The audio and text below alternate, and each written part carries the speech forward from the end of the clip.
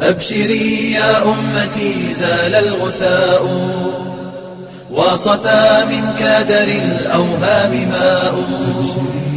أبشري يا أمتي زال الغثاء وصفى من كادر الأوهام ماء. كشفت أوراقها مؤتمرات لم يعد يحجبها عنا غطاء. وانجلى عنا غبار كان يخفي من تنادوا وتمادوا. السلام عليكم ورحمة الله وبركاته. وبدت منها وجوه. الحمد لله رب العالمين، وأصلي وأسلم صلاة وتسليما يليقان بمقام أمير الأنبياء وإمام المرسلين. صل اللهم وسلم وبارك على هذا النبي الأمين وعلى آله وصحابته الغر الميامين. وارحم اللهم مشائخنا ووالدينا وأمواتنا وأموات المسلمين أجمعين، آمين آمين آمين. أيها الأحبة الفضلاء، طبتم وطاب ممشاكم وتبوأتم جميعا من الجنة منزلا، وأسأل الله العظيم جل وعلا الذي جمعنا في هذه الساعة الطيبة المباركة على طاعته أن يجمعنا في الآخرة مع سيد دعاه وإمام النبيين في جنته ودار كرامته، إنه ولي ذلك والقادر عليه. أما بعد، أيها السادة الأعزاء، هنا مدرسة محمد صلى الله عليه وسلم. الجالس معنا فيها يجب أن يقدم التحية العاطرة المباركة للحبيب محمد صلى الله عليه وسلم. وتحيتنا إليك يا سيدي يا أبا القاسم يا رسول الله هي الصلاة والسلام عليك. أما بعد، walaalayaal iyo guddooma salaan diiran, salaan kal iyo laab ah, salaan ka timid wiil Soomaaliyeed, wiil walaalkiin ah, wiil idinla jecel khayr adduunyo iyo mid aakhiro. aad iyo aad ayaan ugu faraxsanahay in aan maanta la kulmo oo aan hor fariisto dhalinyaro walaalahay Soomaaliyeed, weliba iyo gabdho qaar hooyooyinkay ah, qaarna walaalahay ah, qaarna ilmahaygii oo kale ah, in aan maanta hor fadhiyo oo aan weliba wada fadhino guryihii ugu wanaagsanaa, guryaha caalamka guriga ugu wanaagsan, guri ilaahay. idaylkiin aad baan ugu faraxsanahay inaynu marti u nahay allah subxaanahu wa tacaala. guryaha ilaahay keliya waxaa camira dad iimaan leh. walaalayaal, ilaahay subxaanahu wa tacaala kitaabkiisa wuxuu ku leeyahay wattaquu yowman turjacuuna fiihi ila allah uma tuwafaa kullu nafsin maa kasabat wahum laa yudlamuun. maalin laydiin celin doono idaylkiin ilaahii idin abuuray, ilaahii idin keenay adduunkan, ilaahii idin irsaaqayey, ilaahii idin ilaalinayey, ilaaha idin dili doona, ilaaha aa u noqon doontaan. maalin laydiin celin doona allaha xaaladeenna ta hoose iyo tan sare, midda aynu qarsanno iyo midda aynu kor u dhiganno, allaha ogsoon. maalin laydiin celin doono ka baqa, oo weliba laydiin oofin doono acmaashii aad samayseen, laydiin oofin doono. qof walbaa wixii uu kasbaday, af iyo adin wixii uu ka qabtay, maalinkaa yada ah ka baqa, maalinka loo oofin doono. walaalayaal, idaylkiin sidaan idin jeedo waxaad wada tihiin teenage, dhalinyaro hadda adduunka u cusub yahay baa tihiin, dhalinyaro imika soo hana qaadayaa tihiin. waad ogsoon tihiin halka aynu joognaa waddankeennii ma aha, waa waddan qurbaynu joognaa.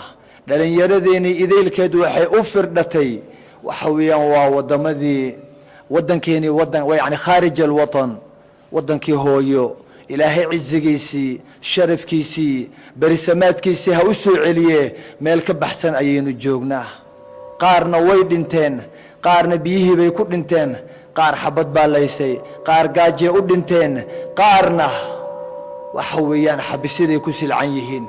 marka hore ilaahay ayna u barino dhalinyaradeenna inta xiran ilaahay inuu soo daayo, inta silcan ee ama diraagistayaal ah ama inxiraaf wadada ka leexsan inuu ilaahay ku soo celiyo, inta maqan ee la la'yahay inuu ilaahay soo celiyo, inta gaajaysan inuu ilaahay dharjiyo, inta aradan inuu ilaahay aratiro, inta baahan ee cilmi u baahan inuu ilaahay cilmi anfaca ka dharjiyo. walaalayaal, mar labaad aad baan runtii wallaahi ugu faraxsanahay wejiyadan quruxda badan inaan maanta hor fadhiyo oo aan la qaybsanayo barnaamijkan qiimiga badan oo ay walaalahood u soo diyaariyeen. markii la ii sheegay workshopkan in macallimiintan iyo dakaatiradan iyo mas-uuliyiintan Soomaaliyeed ee shabaabka ah dhalinyarada ah ee isxilqaamay markay ii sheegeen targetkooda kala 7 ilaa iyo heer jaamacadeed inuu yahay fasalka 7aad 8aad 9aad dugsiga sare ilaa iyo heer jaamacad. dhalinyaradaas waa dhalinyarada aynu ka dhimanay ee baaba'day 20 sanana baaba'sanaa weeyaan. isma lahayn dhalinyaro intaan oo intaa u dhaxaysa ayaad maanta la kulmaysaa ama meel lagu hayaa ma aanan lahayn, laakiin khayr Allah siiyo. walaalayaal, waxaan idin sheegayaa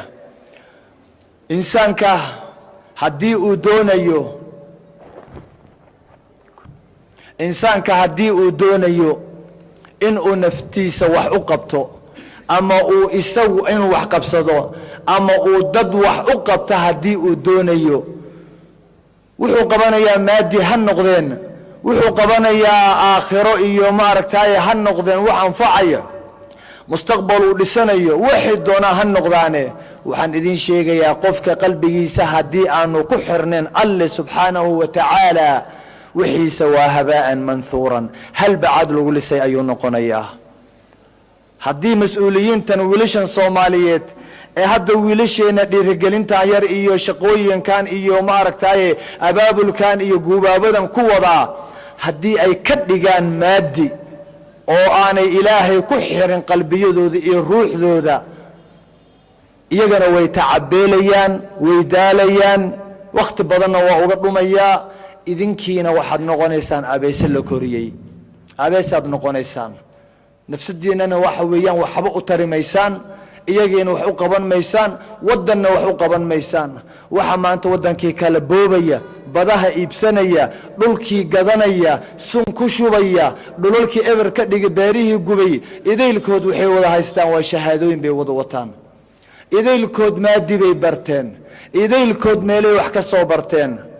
laakiin haddii dadka iyaga ah qalbigooda iyo uurkooda uu diin ka buuxi lahaa, nuurkaa ilaah rasuulka uu inooga keenay min fawqi 7 samaawaat, haddii lagu tababari lahaa caqiidada saliimka ah, nuurka haddii uurkooda laga buuxin lahaa, waxa weeyaan waxaan ma dhicin 20 sanana dhulkeena sidaa ma noqdeen.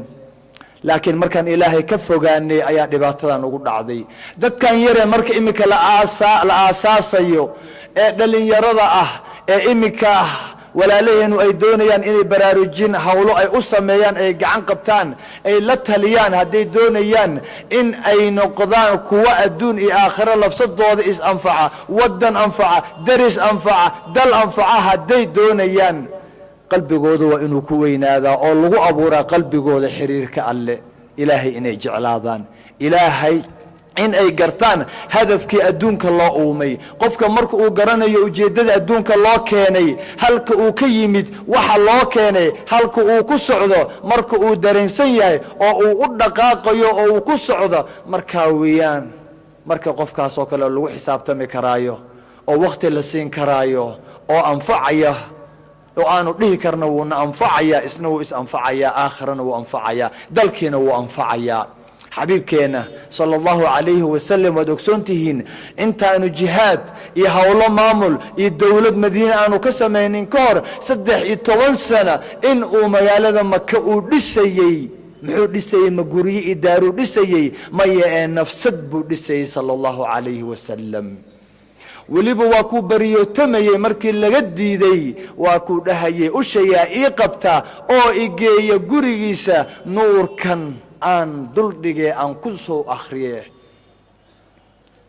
وكأن يا حبيبك صلى الله عليه وسلم من كانت الآخرة همه من كانت الآخرة همه جعل الله غناه في قلبه وجمع له شمله وأتته الدنيا وهي راغمة. waxaan u soconnaa adduunyo weeyaan, waxaan u soconnaa in aan adduunka camirnaanu doonaynaa, in aan nafsadaheena baahideena inaan ka qaadanno. inta inooga xiran adduunka adduunyo dhan dooni maynee adduunka inta inooga xiran inaan ka soo qaadanno ayaanu doonaynaa. adduunyadaas sideen u soo qaadanaa? xabiibkaa inoo sheegayo dhahaya sala allahu calayhi wasalam, qofkii qalbigiisu aakhiro ay ku weyn tahay, hamigiisa oo dhan aakhiro ay tahay, hadalku ku hadlayo dhahaya og in laga xisaabinayo berrito, in malag halkaa u saaran yahay, marka uu hadlayo keligii uu yahay, uu wax akhrinayo, uu wax qorayo, uu wax tebinayo, markuu dad u sheekaynayo, marka uu soconayo, marka uu wax cunayo, marka uu shaqaynayo, markuu dad wax u qabanayo, marka la aaminay hawl uu gudayo. haddii hamigiisu aakhiro ay noqoto, wax walboo af iyo adin uu ka qabanayaa ay aakhiro noqoto, oo uu leeyahay ilaahay baa ku ilaalinaya, maqaarkaana ku ilaalinaya, jirkaagii baa ku ilaalinaya, malaa'ig baa ku ilaalinaysa, allah ku ilaalinaya, bal dhulka aad taagantahaa ku ilaalinaya. marka uu leeyahay man kaanat alaakhiratu hamahu, qofka isaga ah ee ku xiran alle, aanan hadlaynin isagoon alle xusuusanin, aanan hadlaynin, aanan gacan wax ka qabanaynin isagoon alle ma aragtay xusuusneen, qofka isaga ah ilaahay muxuu u qabanayaa? qofka qalbigiisu sida ay alle ugu weyntahay ilaahay muxuu u qabanayaa? jacala allahu ghinaahu fii qalbihi. ninkaa isaga ah inshiraax ayaa ilaahay laabtiisa geliyaa. qalbiga ilaahay xaggee lagala xiriiraa? qalbiga lagala xiriiraa. attaqwa haahunaa buu leeyahay xabiibkeenna sala allahu calayhi wasalam. adduunkana qalbiga ilaahay lagala xiriiraa, maalinka qiyaamahana waxa badbaadaya waa ninkii qalbigiisu saliim yahay, ninkii adduunka qalbigiisu alle ku xirnaa oo qalbigiisa nadiifka ahaa weeyaanka maalinka aakhirana badbaadaya. maxaa wacay? wax walboo dhegta ku dhacaa oo dhegtu maqashaa, indhuhu ay arkaan, gacmuhu sameeyaan, xaggay aadaan? qalbigaasay aadaan. halkaasaa buuggii ku jiraa, halkaasaa lagu qoraa. ilaahay qalbiga ayuu wuxuu u geliyaa taajirnimo u geliyaa. haddaanu doonin, hadduu doono 3 beri yaanu wax cunin, haqatanaada, laakiin halkaasaa u buuxda. soomaydan arag qof lacagta meeluu dhiga la yahay, yani bangiyadii ay u buuxaan, guryo leh, haddana haamaan leh, adigoo ku shaxaadaya oo maanta dhan xaaraan raadinaya.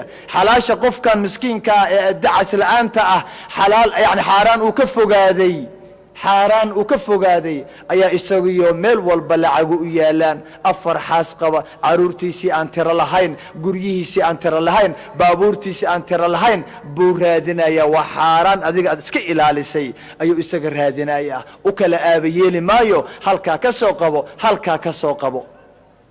walaalayaal, qofkii qalbigiisa iyo hamigiisu ay noqoto aakhiro, ilaahay qalbigaasuu u waasiciyaa, inshiraax buu ugu ridaa. qalbigiisa ciriiri ma aha, wax walba wuu u dulqaadanayaa. qalbiga haniga ee waa maxay?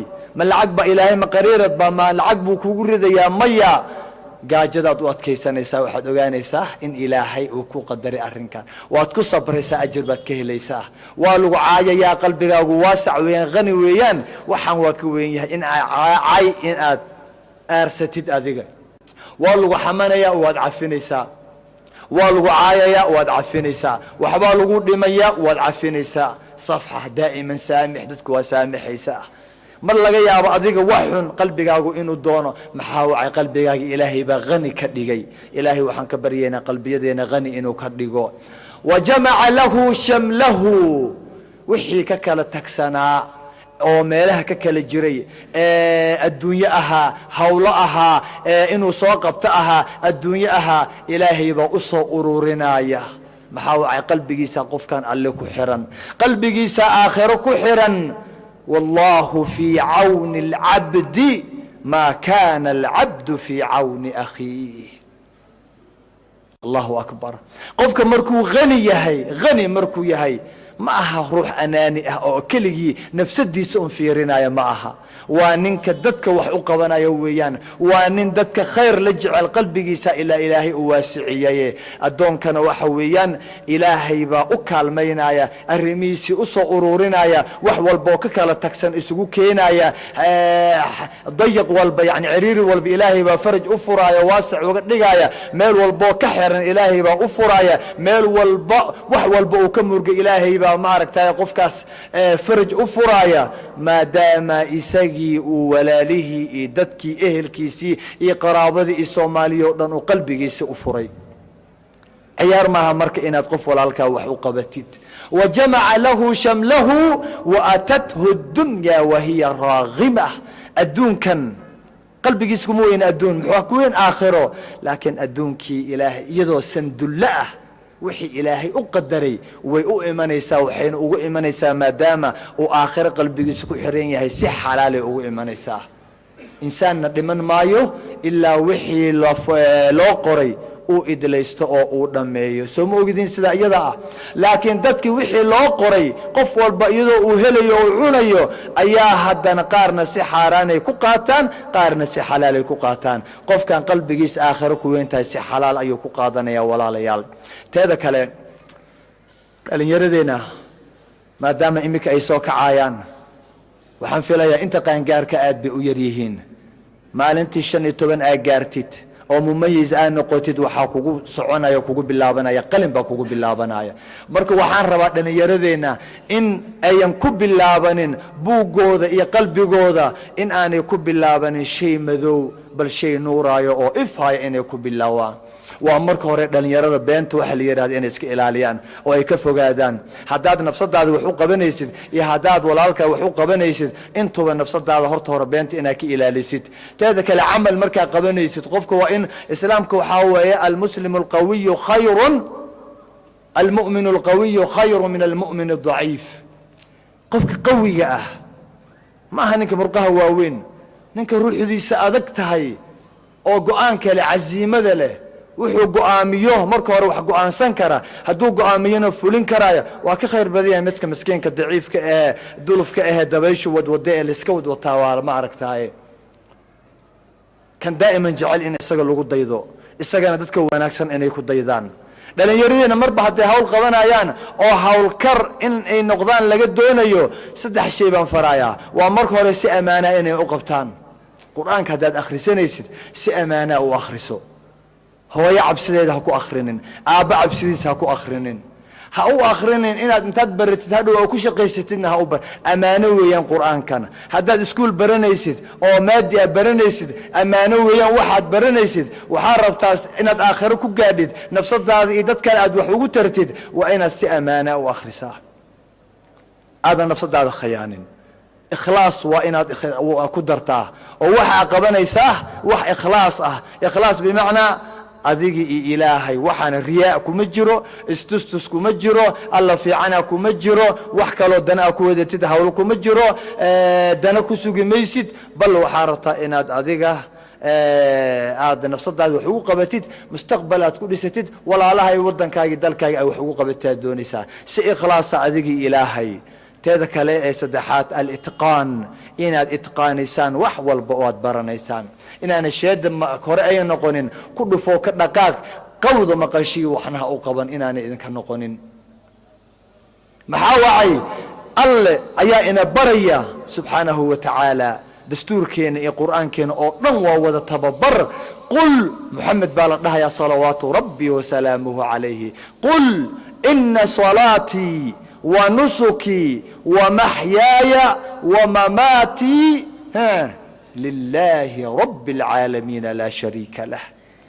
صلاة أتكنا إيشنت وقتي أنت سنوينكها صلاة ديدي نسك ديدي وحجورعي معناها عبادتي دي وحول بو أن قبنايا. قل إن صلاتي ونسكي ومحياي ومماتي أنت أن نولها نرشي الأردن إيه واحد جذها كجري أن قبنايا حتى مركا أن دنته يعني joogayga, fadhigayga, wax cunkayga, wax cabkayga, sheekadayda, socodkayga, xarakaadkayga, sakanaadkayga, idaylkood yay u ahaatay lilaahi rabbi alcaalamiina laa shariika lah.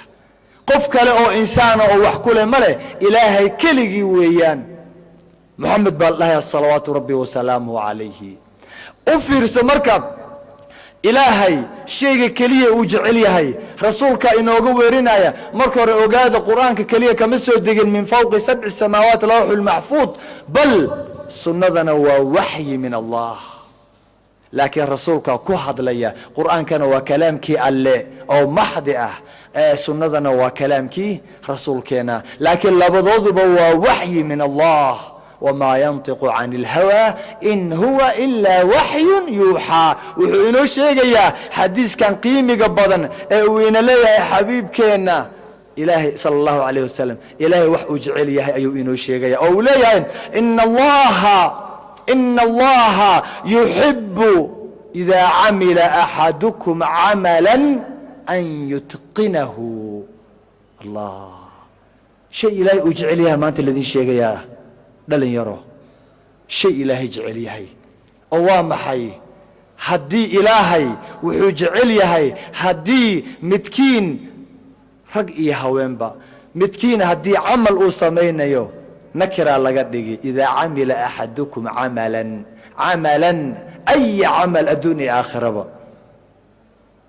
gurigoo aa xaaqaysid allah ka dhigo, gurigoo aa rinjiyanaysid allah ka dhigo, gabadhu bakeeriyaha ay hooyadeed u dhaqayso allaha ka dhigo, sariirta ay goglayso allaha ka dhigo, dhar ay u dhaqayso, ilmo ay u shanlaynayso, qurac ay karinayso, dab ay shidayso, wiilka waxa uu qabanayo, weysadiisa, buug akhriskiisa, kitaab akhriskiisa.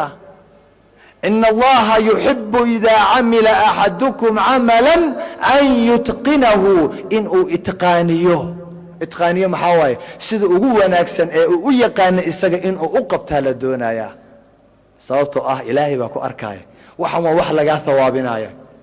soo ma ogid guriga lafsadiisa markaad gabadhu markay gabdhaha u shanlaynayso, wiilasha u shanlaynayso, ay wax u qabanayso, soo ma ogidiin in waxaan ay qabanaysaa haddii ay ikhlaas u qabato in laga hawaabinayo oo miisaankeeda xasanaadka u gelayo. hooyadu ay caawinayso keliya maaha, laakiin fii miisaani xasanaadka ayay noqonaysaa. marka hawl walbo aad qabanaysaan ee aad rabtaan inaad u barataan, sida hadda waxa aad baranaysaan oo kale, in aad u qabataan sidii aad maaragtay sida ugu wanaagsan marka hore inaad u barataan oo aad u qabataan oo aad maaragtay idinkoon ilaalinin. muraaqaba hore waxaa noo soo maray si ammaano ah, si ikhlaasa, si itqaana inaad u samaysaan. wax u qabanaysaan ilaahay dartii ha noqoto. walaalayaal, midda kale camalka wanaagsan, ilaahay kitaabkiisa wuxuu ku leeyahay man camila صaalixan min dakarin aw unthaa wa huwa mu'minun. qofkii sameeya camal wanaagsan, camal wanaagsan waa camal ikhlaas ah, waa camal itqaan ah, waa camal ammaano, si ammaano ah ku qabatay, adduun iyo aakhira tuu doona ha ahaado. maxaa waay midda adduunkaba haddii aad daacadnimo ku darsatid iyo ikhlaasnimo, waxa weeyaan waa lagaa hawaabinayaa. adduun iyo aakhira ma kala maarmaan. wax inta laynoo keenay, addunyaa masracatun lilaakhira. aakhiro tegi maayo qofka asagoonan adduunka imaanin. soo ma ogidiin? adduunkan waay waxa 50ka 20ka 30ka sano lagugu siiyey la rabo in aad wax ku qabsatid. ayib, qofkii camal wanaagsan sameeya oo rag ama dumar ku doona ha ahaadee, isagoo muslim oo iimaan leh, ilaa gaalka laga hawaabin maayo camalkan ee acmaashan wanaagsan ay sameeyaane. qofka isaga ah waa camal wanaagsan aad qabatid, ilaahay dartii aad u qabatid. waa dhulkaasoo aad dhoobada ka qaadid, boorka ka qaadid, masaajidkaasoo aad nadiifisid, hawl un aad qabatid sa u wanaagsan. maxaa helaynaa? bal diinteena wanaaggeeda walaalayaal eega. waxa aan raadinaynay hooyooyinkeen iyo aabbayaalkeen ay la xayiraansan yihiin oo ay garan la-yihiin baa laga helayaa intaasoo qura keliya, iyagoonan wareerin, iyagoona marna qaahiro ilmaha geynin, marna geynin ilmaha maaragtay koonfur africa, marna hindiya geynin, marna kenya geynin, oo aan ilmihii wareerin, iyagan iswareerin, xayraankii tiiha intay iska daayaan. man camila صaalixan min dakarin aw unthaa wa huwa mu'min falanuxyiyannahu xayaatan طayiba. allah, waa nolosha aan raadinaynaa, ونلوش أن كويني يوروب أوروبا أمريكا أستراليا أن كويني عربها أن كويني بل دلكيني أن كويني يا إنسانك واكنا إلهي وحوليه وحنو ليسينينا قفكا إساقا وأدوني آخره وحنو ليسينينا نولول طيبه قلبي يسو طمأنينة إساكينة أي كجرته المهن أونا جنينا نفس الديسان أونا جنينا شقدا أونا جنينا حلال بأنكو قودينينا حاران تنكفوغينينا وح الله قلبي يسو وجعليها السكينة إي وحن قلنينا إذا جنانش يحسلوني أيان لابتي سجلينينا وروحوا يمكن يرادنا سو أنت ما هين سو حياة نلول طيبة سو ما هين كليا مع إذن كحيجة وحاول إذن كحيجة قفك إن أسكحروا الله سبحانه وتعالى وحو قبنا يا إنا نشو كأهين رياء كأهين وحو قبنا يا إلهي درتي وحو علم أولي هي إخلاص أمانة إتقان إنه أصميه عمل صالح أعماش صالحة هذا آدي أفر بديهن كلنا وذا صمي اللي ذا مدهن أنتي آد كرتان باليري لكن كفوا هذا أنت حنحنو إذل ولا ليال دليردين إيهو يوين إيهو قبلين ويليشين مركو وحان ربا ومركو أبوه الرئيسي قفكه waxaan idin kula dardaarmayaa xadiiskan qiimiga badan oo uu Mucaad ibn Jabal uu kula dardaarmay xabiibka sallallahu alayhi wasallam dad baad u tagi doontaan gabadhu waa la guursanayaa reer bay u tagaysaa ilmay dhalaysaa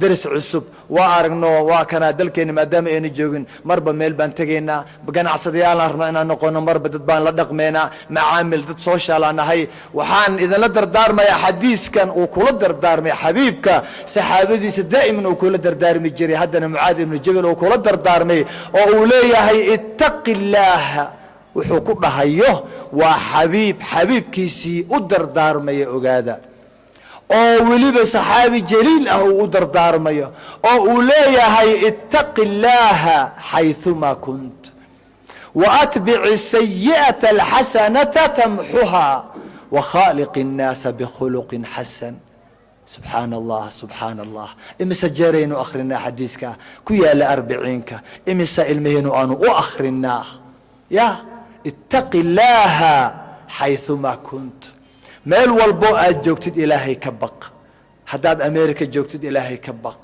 hadaad dhulkaagii hooyo joogtid ilaahay ka baq badda hadaad saaran tahay saxaraha hadaad ku lugeynaysid dhul ayri go'ana hadaad joogtid ilaahay ka baq qofka in uu gaashaan ka dhigto oo uu isku weeleeyo oo uu isku dado cabsida ilaahay wax ka fiican male waadna garanaysan cabsida ilaahay barakad ay leedahay warsoo idaylkin doonimaysan inaad wax barataan soo waxa halka idin keenay inaad wax barataan ma aha wattaqullaha wa yuallimukumullah in ilaahay uu wax idin baro ilaa cilmigu waa nuurna xagga Alle ka yimid nuurka xagga Alle ka yimid qof caasiya qalbigii la gelin maaye haddaad doonaysaan ilaahay inuu wax idin baro waxbarashada idin fududeeyo waxa lagu horeysiiyay cabsi ilaahay ka baq ilaahay markaad ka baqdaan kadib ilaahay wax idin baraaya koo ittaqillaaha haythuma kunt wa atbi'i sayyi'ata alhasanata tamhuha xumaan waa ka dhacaysaa bani aadam baa tahay kullu ibni aadama khata' وخير الخطائين التوابون ابن آدم ودن واقفا قفك معها مد ولا كعها سكة ما وحوا كاغا دعيان إبليس با إلهي كل حريريي واتقفي سأوى الأكسون يهي لكن إنسان كوحا أغسي في عن بالير إنسان ودن واقفا كو قفانا وحا أغفي عن كو صون نقضى إلهي أسون وكان أصون نقضى وكان أوليهي وأتبع السيئة الحسنة تمحوها سيئة دي أي كاد عضو أدقون أوجين أو إبليس كأوكو سبقيو ما حد راعينيسا ياضا لمنن قرن ميسد وقتي قاعد من يسيدي مركب وناك راعي هترترتي رسولك حدونا ياه صلى الله عليه وسلم وعدنا وكل دردار مياه محي وحكول دردار مياه إن آنو لكل من إلهي إستقو دنبيلئه أنك نسوكلو إنو دردار مياه صلى الله عليه وسلم وأتبع السيئة الحسنة تمحوها yeman iyo ayay u socdaysaan filaya marka iyada ah meel baa loo diray dad baad u tegi doontaa ideelkiin dad baad u tegaysaan oo aad la joogtaan wa khaaliqi الnaasa bikhuluqin xasan dadkana waxaad kula dhaqantaa akhlaaq wanaagsan dhaqanka wanaagsan shay qaali ah weeyaan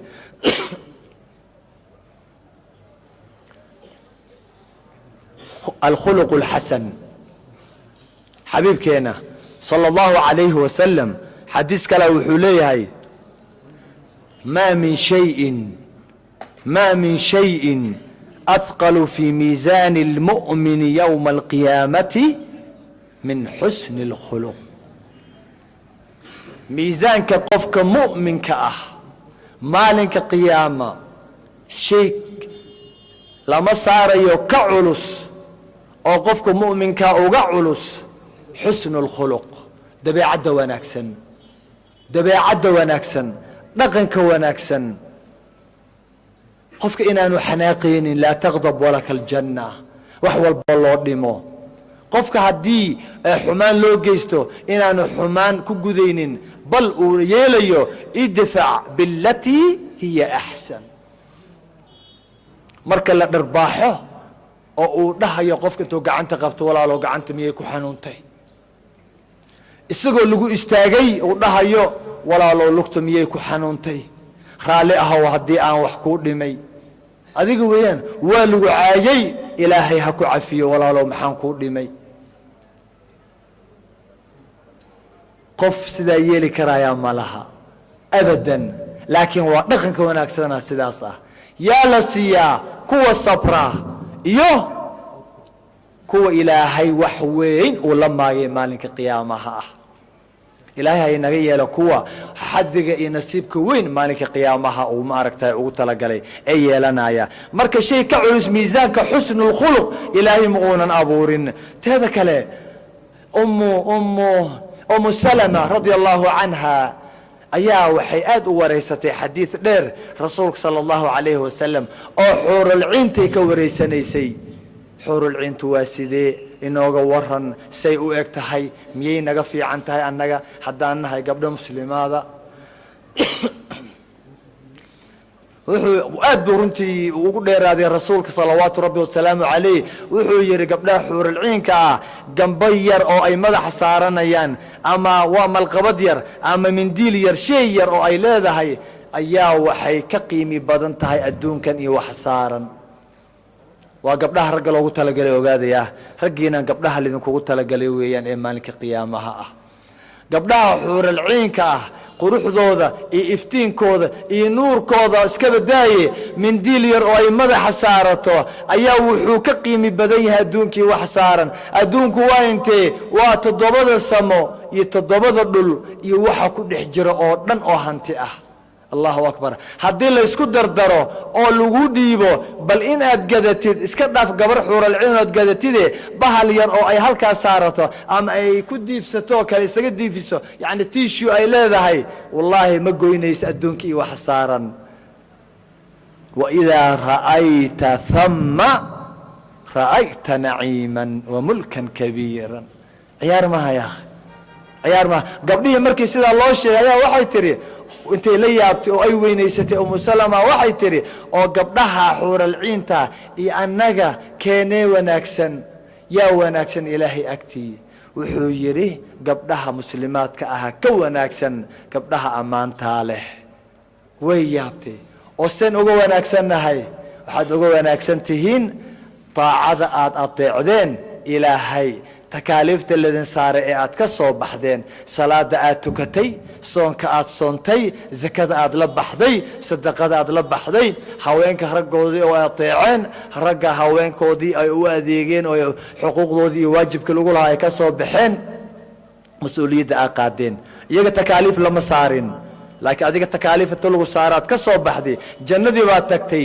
meel aad istaagtay gabar yahay muslimadda ah allaha ku ilaaliye hal meel aad istaagtay xuurul ciin ma soo istaagi karaysa markaasay tiri tayib gabdhaha haddii la siinayo rag oo raggii loogu talagalay annagii yaana guursanaya ummu salama in badan bay xarbiday oo ay u xarbisay haweenka waxay tiri annaga yaana guursanaya wuxuu yidhi xabiibka sala allahu calayhi wasalam raggiinii ayaa idin guursanaya adduunka aad ku qabteen idinkana dib u habeen baa lidinku samayn markaasaa haddana su-aashii way sii waday maxaa wacay iyada labsadeedaa 2 nin guursatay soo maaha abu salama oo qabow ninkeeda ahaa iyo muxamed sala allahu calayhi wasalam rasuulkeenna waxay tihi gabadhu waxay guursanaysaa 4 iyo 5 ayay guursanaysaa way furaysaa yacni way kala tegayaan iyana way dhiman iyagiina way soo dhiman yacni nin baa guursanaya wuu furayaa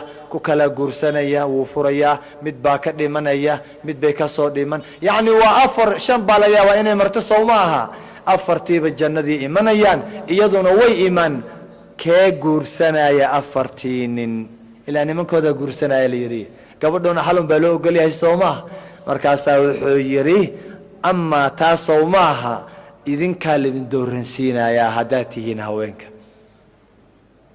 gabdhayow idinkaa dooranaya laakiin maxaad ku dooranaysaan ma kii quruxda badnaa ayaad dooranaysaa ma kii lacagta badnaa baad dooranaysaa ma kii mansabka iyo madaxtinimada ku sarreeye madaxweynihii ku qabiy baad dooranaysaa maxaad dooranaysaa ma kii ku dhoofiye dibadda ku geeyey maxaad dooranaysaa waxa aad ku dooranaysaan ilaahay ayaa idiin dooraya oo dhahaya waxaad ku doorataa xusnu اlkhuluq allah xusnu اlkhuluq maaha kii ugu lacagta badnaa maaha kii ku dherjin jiray wax walbo aa rabtid intuu ku siiya laakiin kaa goyn jiray lug iyo laba kaa jari jiray ku dili jiray ku feeri jiray dhabanada kaa madoobeeyey ma aha abadan waa xusnu اlkhuluq xusnu اlkhuluqa waxay keenaysaa in gabadha xaqeedii wixii xuquuqa oo ay ku lahayd inuu oofiye ayay keenaysaa xusnu اlkhuluq gabadha qalbigeeda in yar oo ciriiri ah in uusan gelinin ayay keenaysaa gabadhaas si fiican oo raaxa leh oo boqor ahaana yacni melika iyadoo ah inay noolaato inay noolaato inuu ka yeelay keenaysaa xusnu اlkhuluq ayay doon markaasaa wuxuu yidhi ummu salamoy xusnu اlkhuluqi wuxuu la tegay khayrkii adduunyo iyo khayrkii aakhiro allah raggiina waxaa lagu kala dooranayaa xusnu اlkhuluq aakhiro marka la tagana xusnu اlkhuluq muxuu kaloo qabanayaa xabiibka sala allahu calayhi wasalam ayaa wuxuu leeyahay ninkiina iigu dhow maalinka qiyaama oo aynu deris ku noqonayna jannat اlfirdows waa xusnu اlkhuluq kiina ugu akhlaaqda wanaagsan akhlaaqda wanaagsan waxay ku geynaysaa xaggee in aad jannat اlfirdows guriga ku dhegan guriga xabiibka in aad degtid ayay keenaysaa gabadhu in ay ninkii ugu wanaagsanaa in aakhir ay ku calfato oo ay ku doorato oo ay gacanta ku qabsato ayay keenaysaa khayrkii adduunyo iyo khayrkii aakhiro waxaa la tegey xusnu اlkhuluq waa wax aan ka dhimanay intee hooyaa caytamaysa intee hooyaa maanta wax xamanaysa intee hooyaa dadka ama wiilala wax isku diraaya intee ayaa si xun ku nool oo markaad aragtid xijaabkii un bay xiran tahay laakiin dhaqankeedii uu ka fog yahay xijaabka wuxuu farayo waa aragteen wadaadadeenna haweenka keliya maaha raalli ahaada haweenka aad baan u jeclahay maadaama ay yihiin misbaaxu اlbuyuut in aan daa'iman iyaga aan haddi jeer hadalkay inuu ku bato laakiin imisaa wadaad imisaa sheekh garku intaa la egyahay xudunta uu joogo khamiiska halkaa looyaha uu joogoo gaabsaday oo halkaa cimaamad dheer ayaa dadkii mandarkaa ku dhacaya imisa imisaa lacagahoodii dadka masaakiinta ah dhacaya imisaa guryihii dadka ku dhacaya imisaa gacan ku dhiglayaalahoo dadkii qoriga iyo bismi diinkaa ku dilaya dhan walba saa weeyaan laakiin waxaan idiin sheegayaa xusnu اlkhuluq khayr adduunya iyo khayr aakhiraba in uu la tegey walaalayaal xabiibkeena salawaatu rabbi wasalaamuhu calayhi xadiiskii hore ee aynu soo marnay ee ahaa ittaqi اllaaha xayثumaa kunt وأتبع السيئة الحسنة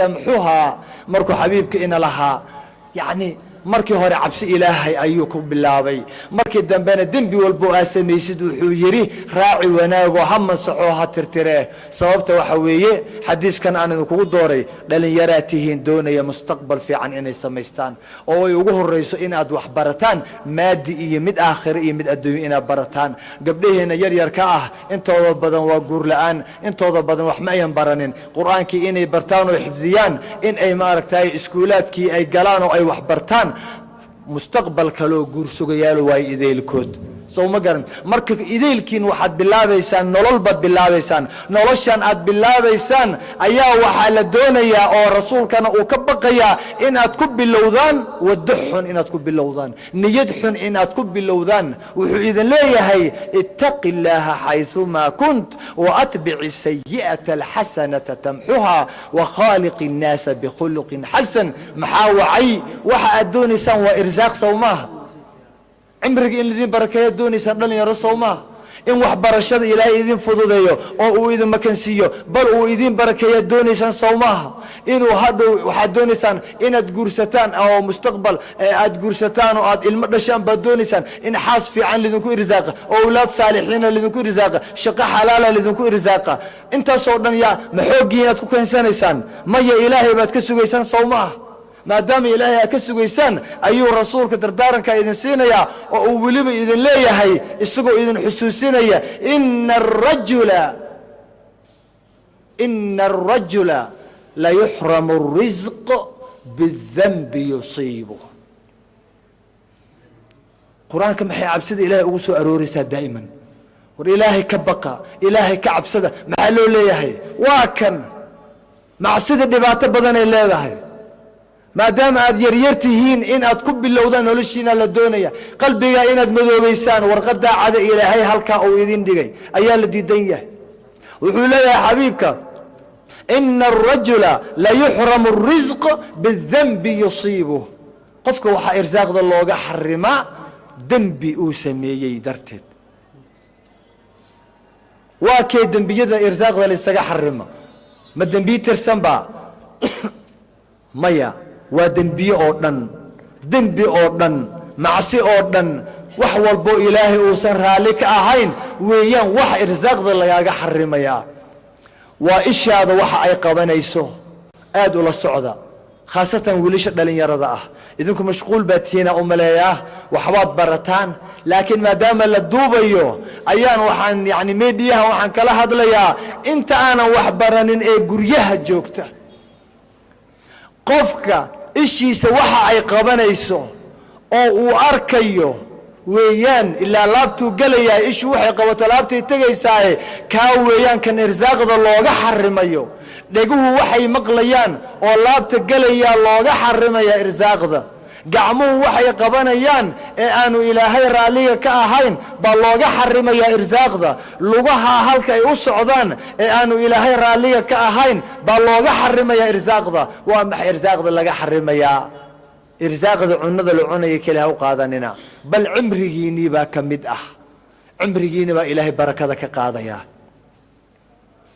waad weynaatay jiraad ka bixi la'dahay caafimaadkii baa lagaa qaaday 30 sano 40 sano ku dhaaftay ma ogid waxaad moodaa inay 2 maalin iyo usbuuci bil iyo hal sano inay ku dhaaftaad moodaa waxba ma aadan qabanin 30 sano ku soo dhaaftay wax ma aadan qabanin dadka qaarkiina iyagoo 4 iyo 10 5 iyo 10 iyagoo 20 gaarin bay intay ilaahay cimriga u barakeeyay quraanka intay xifdiyeen kitaabadii xifdiyeen jaamacadihii dhameeyeen bay maanta business hayaan oo ay nafsadooda oo ay cayaal leeyihiin oo ay wax dhaleen oo ay reer quudayaan waa 20 jir adiguna 40 baad joogtaa cimrigaagii waa baaba'ay war maxaa wiilkan yar 20 jirka cimrigiisa barakeeyay cimrigaagii 40 kaana barakada ka qaaday dib isugu laabo ilaahay kaama jeclo wiilkan gabadhan ilaahay kaama jecla adiga bal dib isugu laabo bal fariiso xusuuso wixii aad samaysay ina arajula layuxramu الrisq biالdanbi yusiibu qofka waxaa irsaaqda looga xarimaa wixii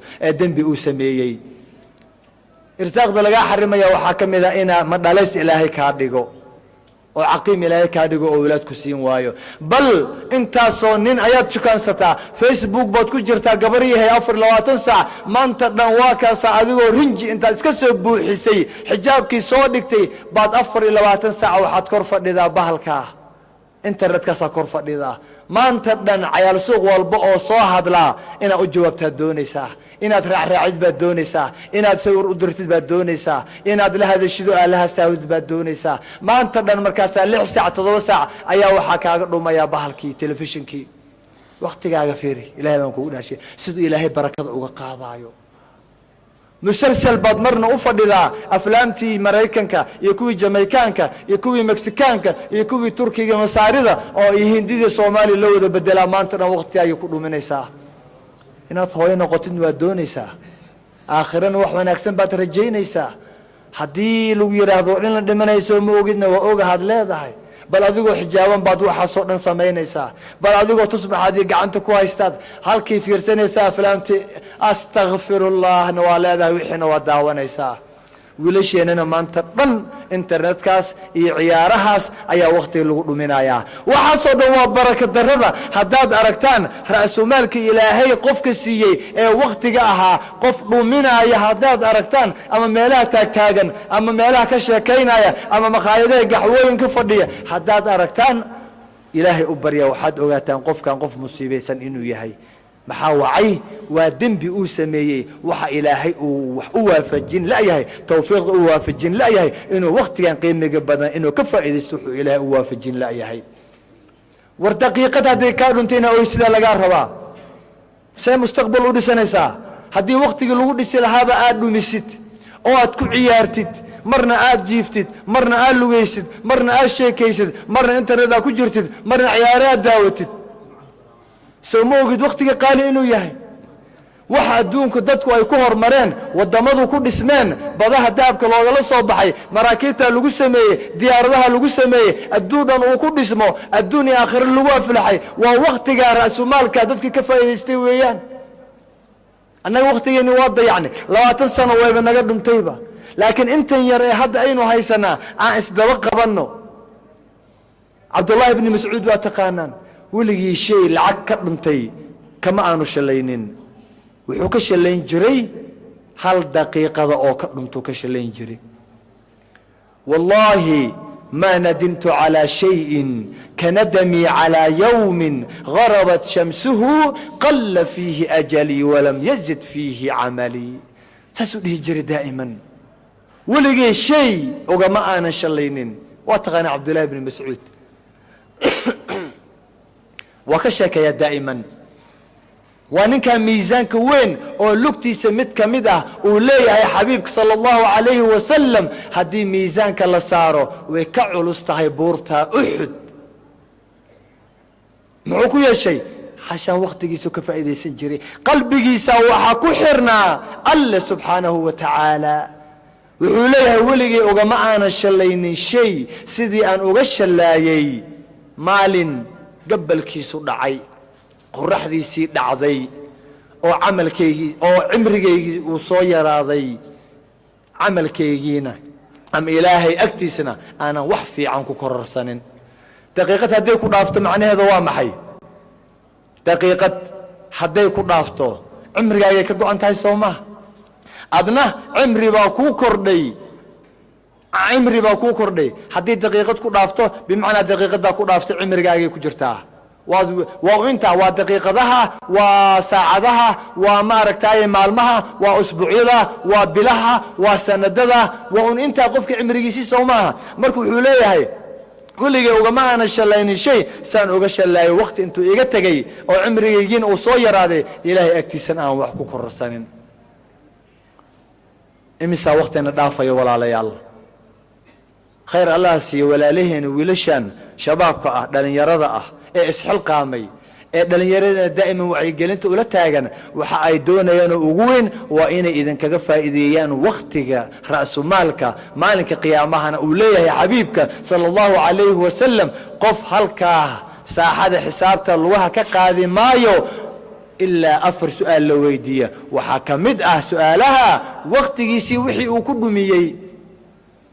iyo dhalinyarnimadiisii wixii uu ku dhumiyey maal iyo waxaas ay cilmi iyo bal horta la gaaree laakiin shabaabnimadaada maxaa ku dhumisay 15 baad ahayd wiil yar oo qurxoon oo xaad u soo baxaysaad ahayd garkaaga waa adkaaday waa kaasa haddana waa garkii waa ku cadaaday waa soo godanaysaa lugihii baa ku xanuunaya indhihii aragtidu waa soo yaraynayaan dhagaha maqalku waa soo yaraynayaan in badan ma sii socon karaysid waad daalaysaa bal waad xanuunsan tahay bal guriga ka soo bixi maysid akhiiran sariir baad fuuli ilaahii ku abuuray baad u tegaysaa waa aayaddan ku bilaabanay wattaquu yawman turjacuuna fiihi ila allahi uma tuwafaa kullu nafsin maa kasabat wahum laa yudlamuun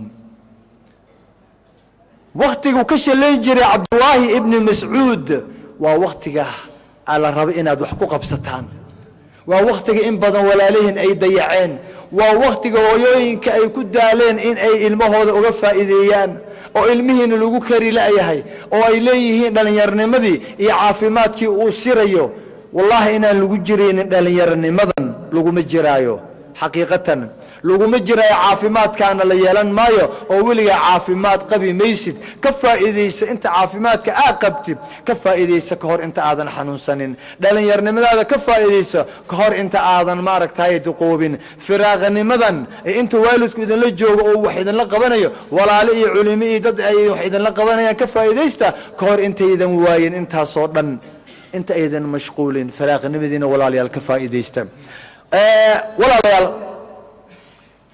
laba shay baan idin sheegayaa oon ku soo khatimayaa raalli ahad haddaan idinku dheereeyey laba shay ayaan ku khatimayaa waxaan idin sheegayaa qofkuu ilaahay ugu jecel yahay adduunka waxaan rabaa gabdhaheenna iyo wiilasheenna idaylkood in ay noqdaan qof walba ka ilaahay uu ugu jecel yahay jacaylka ilaahayna waa garanaysaan mar hadduu ilaahay ku jeclaado gacmuu ilaahay kuu noqonayaa gacmihii aad wax ku qabsanayso ilaahay kuu noqona uu kuu barakaynaa bal indhihii aad wax ku arkaysay dhegihii aad wax ku maqlaysay carabkii aad ku hadlaysay lugihii aad ku soconaysay haddii aad qofkaas sidaad noqotaan oo ilaahay uu ku garab galo wax walbaa kuu barakeeyo xubnahaaga kuu barakeeyo maxaa dhacaya haddii aad ilaahay wax weydiisatid markiiba wuu ku siinayaa haddaad wax ka magangeshidna ilaahay waa kaa magangelinayaa cadow badan baan leenahay soo maa cadowgaas badane aan leenahay haddaan afka kala qaadno marka laakiin aan sidaa yeelno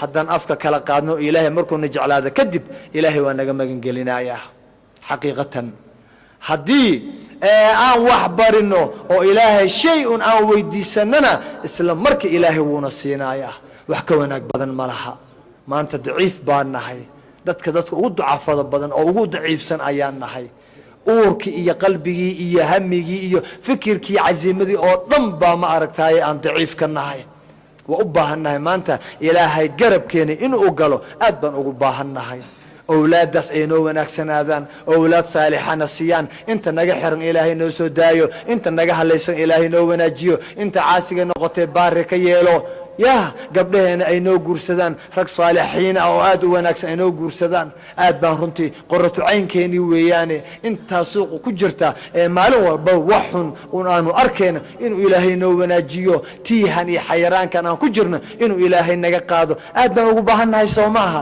waa kana ay dhegayso laba shay oo waxa idin sheegaya hal xadiid ayaa koobaya waana mucjisada rasuulka salawaatu rabbi wasalaamuhu calayhi qofka dadka oo dhan ilaahay ninku ugu jecel yahay iyo insaanka ilaa wax un buu qabaniye camal insaan uu qabta camalka ugu wanaaga badan kadib maxaa idinka rabaa inaad noqotaan qofka ilaahay uu ugu jecel yahay hawsha aad qabanaysaana ay noqoto hawshuu ilaahay ugu jecel yahay ma wax kale inoo harsan in aan shaqaynaa ammaanta u nimid soo maaha baraarujin baa u nimid soo maaha ilaa xabiibku wuxuu ina leeyahay صلى الله عليه وسلم كسلن ميسان ما مقلي سلقي وامحي لدو حاوغو بخيل سنبالي يريه يا قفك ميعيق انتو مقلوه انا ايغو سليين اللهم صل وسلم وزد وبارك عليه والله ليال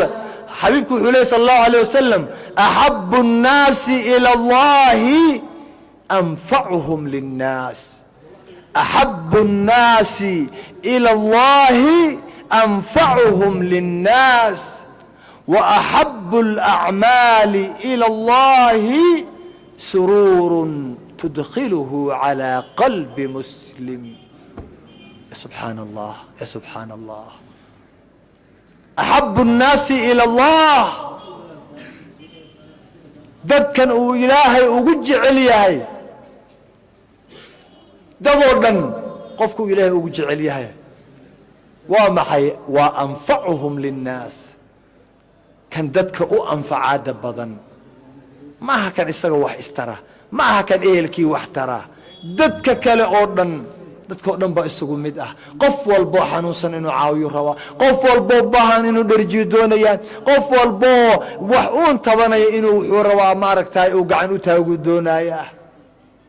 kulamaa dadaalkaaga iyo hamigaaga uu bato oo uu dadka ku bato oo hamigii muslimiintuna u socotid, xabiibkana muxuu yidhi wallaahu fii cawni alcabdi maa kaana alcabdu fii cawni akhiih. ilaahay kaalmadaaduu ku jiraayaa inuu wax kuu qabto, qalbigaaga qani ka yeelo, caafimaad ku siiyo, awlaadaada ku ilaaliyo, ku dhowro, xaaraan kaa ilaaliyo, ibliisuu kaa ilaaliyo. daa'iman ilaahay kaalmadaada inuu u taagan yahay inta addoonku u taagan yahay kaalmada walaalkii. axabu nnaasi ila allahi anfacuhum linnaas, kan dadka anfaca. maxaa ku anfacaysaa dadka? caqligaagaa ku anfacaysaa, waad toosinaysaa. cilmigaagaa ku anfacaysaa, diintaadaa ku anfacaysaa. cilmigaa maadigii aad baratay baad ku anfici. ganacsadaa tahay xoolaa ilaahay ku siiy wuu ku hodmiyey, lacagtaadaa ku anfacaysaa. wax wal xooggaagaanaad ku anfacaysaa, jirkaaga wax walbaad dadka ku anfacaysaa. anfacuhum linnaas wa axabu alacmaali ila allahi, acmaasha midda ugu wanaagsana ilaahay uu jecel yahay waa suruurun tudkhiluhu calaa qalbi muslim. waa farxad aad gelisid qalbiga walaalkaa. allahu akbar allahu akbar. qalbi walaal oo aad farxad gelisid, qof murugaysan oo aad ka farxisid, wiil agoonoo ooynaya oo aad madaxa u salaaxdid, wakhti ciide oo aad ka farxisid, islaan kiradii lagu haysto oo aad ka farxisid, wiilkeedoo hallaysan oo aad u toosisid, gabadheedoo ka lunsan oo aad u soo celisid, wax uun aad u qabatid, qalbigeedoo aad farxad gelisid. waa camalka uu ugu jacayl badan yahay ilaahay, camalka uu ugu jacayl badan yahay. lama yeesa acmaasha wanaagsan, lama xaqiro, lama yeeso walow allaha ka dhigo qalbi walaalkaa, yacni weji walaalka oo aad u qosashid oo aad u muusootid allaha ka dhige. laa taxqiranna min almacruufi shayئa walow an talqaa akhaaka biwajhin طalq. shay macruuf ah oo wanaagsan ha xaqirin, ha yasin, ha fududaysanin, yaanu kula yaraanin. walow fiiri tusaale meeluu ka soo qaata xabiibka sala allahu calayhi wasalam, walaalkaa oo aad ku qaabishid weji furfuran allaha ka dhige. waxba umaadan qabanin, maya waad u qabatay. markaad kaa soo horbaxa haddaad u qusashid asalaamu calaykum waraxmat ullahi wabarakaatu aad dhahdid wuu farxayaa. laakiin qofka hadduu xanaaqsan yahay ka waran oo uu kaa hor yimaada, waxaa shakaa ku galaya, war maxaad ka samaysay? murug baad ku abuurtay qofkii, laabtiisii wuu kaa fikirayaa. maanta oo dhan baad ka sheekeen, warkii hebel ahaa intuu xagga luuqa iiga hor yimid aad buu u xanaaqsanaa, wejigiisa wuuba inkir, hoosu gabadha halkaas markay aragtay halkaa ka laabatay ayaa ku leedahay. walaasha ama walaalka oo aad weji furfuran ku qaabishid allaha ka dhige, oo aad u muusootid allaha ka dhige. shay macruuf ayaanu idinla yaraanin. maxaa wacay? shayga macruufka ah wax wanaagsanee kaa gudbaye qofka kale u gudbayaa waa shayga ugu wanaagsan, camalka ugu wanaagsan ee uu jecel yahay weeyaan xabiibkeena sala allahu calayhi wasalam. walaalayaal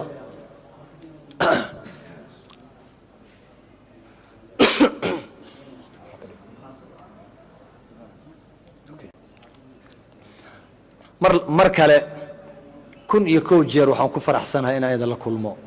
kulankeenana waxaan ilaahay ka baryayaa intaan inaanu ku ekaynin, inaynu isu soo noqnoqonno inaynu soo noqnoqonno inaynu isla kulanno inaan dhibaatooyinkeena isla xallino inaan daa'iman sidaa gacmaha isu haysanno inaan daa'iman ku xirnaano ilaahayna inaan dhanka wanaagsan u wada dhaqaaqno oo aan u wada shaqayno oo aan maaragtaa u wada jeesanno ayaan marka hore ilaahay ka baryayaa waxaan idinkula dardaarmaya idinkaga tegayaa oo aad ogaanaysaan wax walbo aad qabataan wax walbo aad ku hadashaan wax walbo afi adina ka qabataan waa shay maxsuuba ah taas waa ina ogaataan ilaahay aayadiisan wuxuu ku leeyahay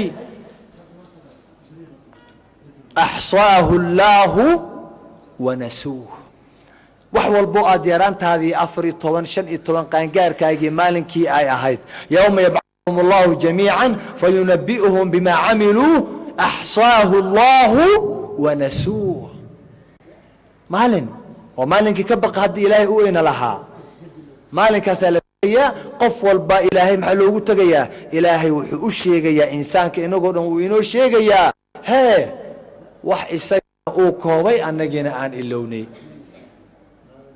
midkeenna ma xusuusna saak subax markuu kacay ilaa ay hadda intii hadal ee afka ka soo baxay gabadhu intii jeeray ay hadashay waxay ku qowshay wixii ay qortay wixii ay samaysay gacanteeda iyo lugteeda wixii ay taabteen oo ay qabteen garanaysa maxaa u malaysaa 40 50 sano maxaa u malaysaa wixii la qabanay waa la qorayaa soo ma aha ilaahay wuxuu leeyahay ina waa koobnay oo wixii noo qoran yihiin lawhul mahfuuz iqra kitaabak fa binafsika alyawma alayka hasiba cudku akhrinaysa malaha kana aduun akhriso oo aad bidoontid iyo ilaaween soo xaqiiqo ma sameeynan ilaaween sanadkii hor miyaan qana wixii aan sameeynay wallahi ana ugu horeey inaanan garanaynin bal usbuuci hor wixii aan sameeynay inaanan aqoonin maadaama ay maameen annaga oo insaan daciif aanu nahay faqiir ah ilaahay tiisan aan laga ilaaween maxaa la rabaa wax aan la ilaaween wax wanaagsan inoo noqdaan taasa khayr adduunyo khayr aakhiro noogu jira